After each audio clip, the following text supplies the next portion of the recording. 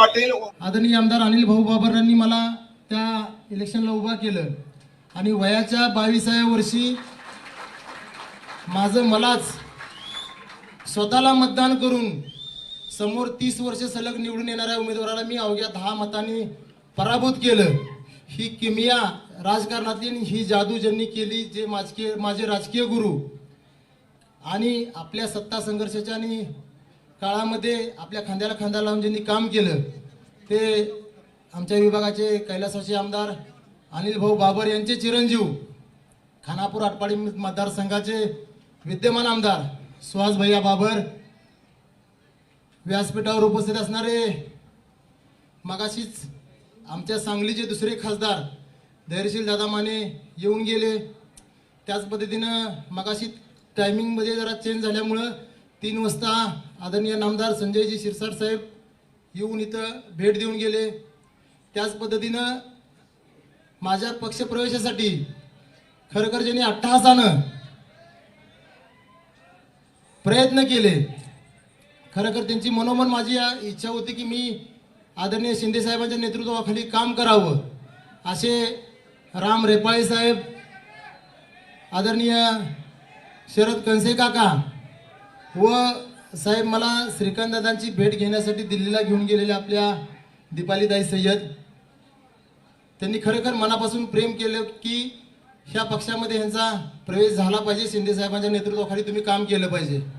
त्याच पद्धतीने आमच्या जिल्ह्याचे आपले संपर्क प्रमुख गौरवभाऊ नायकोडी आणि आज माझ्याबरोबर पक्षप्रवेश करणारे संतोषाबा वेताळ व उपस्थित असणारे सर्व समोर जमलेले बांधव, मी मगाशी पत्रकारांना सांगितलं सुरुवातीला, माझा कुठल्याही पक्षाविषयी कुठल्याही नेत्याविषयी आक्षेप नाही साहेब. माझा आक्षेप आहे या महाविकास आघाडीविषयी. कारण लोकसभा निवडणूक लढत असताना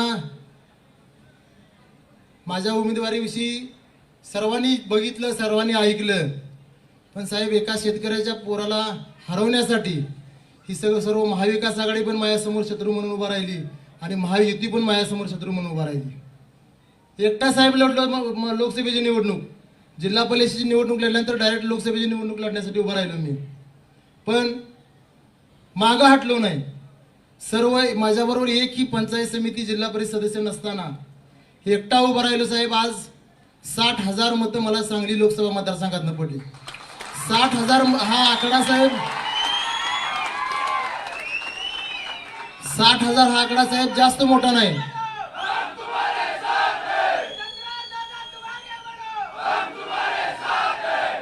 साहेब 60,000 आकडा लोकसभेच्या निवडणुकीसाठी मोठा नाही. कारण लोकसभेच्या निवडणुकीला आज आपण जर विचार केला तर 2, 3 लाख 4 लाख मतं घेऊन उमेदवार निवडून येत असतो, पण मला 60,000 म्हणल्यानंतर ती प्रमाण कमी हे माझ्या पण लक्षात येते. पण आज शेतकऱ्याचा पोरगा सर्व समोर दिग्गज नेते मंडळींपुढे, खरं तर साहेब सांगली जिल्हा आपण अभिमानानं नाव घेतो की माझ्या जिल्ह्यामध्ये हळदीचा व्यापार मोठा चालतो, बेदाण्याचा चालतो, पण दुर्दैवाने आज मला सांगावं लागतंय की घराणेशाहीची राजकारणामध्ये कीड लागलेला जिल्हा आमचा असेल तर तो सांगली जिल्हा असेल. कारण एका शेतकऱ्याच्या पोराला पराभव करण्यासाठी सर्वजण, महाविकास आघाडी असेल, महायुती, ही सगळी समोर उभं राहिली, पण एकटा लढून साहेब 60,000 मतदान पडलं. हे माझ्यासाठी खूप मोठा आकडा आहे शेतकऱ्या पोरासाठी. तुम्ही आज सर्व राजकारणामध्ये काम करता, ही 60,000 आकडा कमी आहे हा मला पण समजतोय, पण ह्या 60,000 मताचं रूपांतर तुमची जर खरोखर ताकद साहेब मला दिली तर ह्याचं रूपांतर 60,000चं 6 लाखामध्ये येणाऱ्या काळात करण्याची ताकद चंद्रहार पाटलामध्ये एवढी सगळी विश्वास या पुढच्या जनतेला आहे. साहेब खरोखर आज आपल्या नेतृत्वाखाली काम करण्याचं आपण अनेक वेळा आपण तुमच्यावर चर्चा केली, माझ्या कुस्ती क्षेत्रातले असतील, क्रीडा क्षेत्रातले असतील, प्रश्न मी आपल्या समोर मांडले. वेळोवेळी असताना अनेकांचा रोष आला, ह्या शिवसेनेतून त्या शिवसेनेत जाण्याचं कारण काय. पण मी त्या शिवसेनेमध्ये असताना किंवा महाविकास आघाडीत असताना सुद्धा आंदोलन केली, उपोषण केली, अगदी मुख्यमंत्र्यांपर्यंत जाऊन भेटलो, पण कुठलाही माझा प्रश्न मार्गी न लागल्यामुळं मी आज शिंदे साहेबांच्या नेतृत्वाखाली, शिंदे साहेबांनी आज आपल्याला जो शब्द दिलेला आहे क्रीडा क्षेत्रासाठी, त्या शब्दामुळेच आपण आज, मी कुठलीही अपेक्षा ठेवलेली नाही साहेब. आज तुमच्याकडे कुठलं पद मागितलेलं नाही, मला कुठल्या पदाची अपेक्षा नाही, कारण मी 2 वेळा महाराष्ट्र केसरी आहे. चंद्रहार पाटील महाराष्ट्रात काय ब्रँड आहे ही समोर सगळ्यांना कल्पना यायची. कारण साहेब मी आज आपण राजकारणातले मुख्यमंत्री होता, आज उपमुख्यमंत्री आहात, भविष्यात परत मुख्यमंत्री होताल, पण मी माझ्या क्षेत्रातला कुस्ती क्षेत्रातला ह्या महाराष्ट्राचा 2 वेळा झालेला मुख्यमंत्री आहे माझ्या क्षेत्रामध्ये.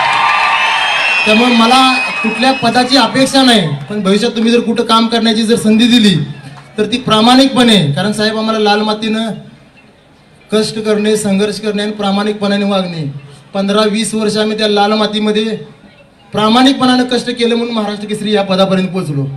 येणाऱ्या काळामध्ये शिवसेना पक्षाची प्रामाणिकपणे सेवा करून पक्ष जास्तीत जास्त वाढवण्याचा प्रयत्न. इथे सुहास भैया उपस्थित आहेत, सांगलीचे खासदार धैर्यशील दादा आहेत माझ्याबरोबर, आम्ही सर्वजण गौरव आहेत, सर्वजण मिळून येणाऱ्या काळामध्ये सांगली जिल्ह्यामध्ये शिवसेना पक्ष जास्तीत जास्त मोठ्या प्रमाणात सगळ्यात 1 नंबरचा पक्ष कसा होईल अशा पद्धतीने प्रयत्न करीन. साहेब आज मला तुम्ही पक्षामध्ये काम करण्याची संधी दिली त्याबद्दल मी आपले मनापासून आभार मानतो आणि थांबतो. जय हिंद, जय महाराष्ट्र.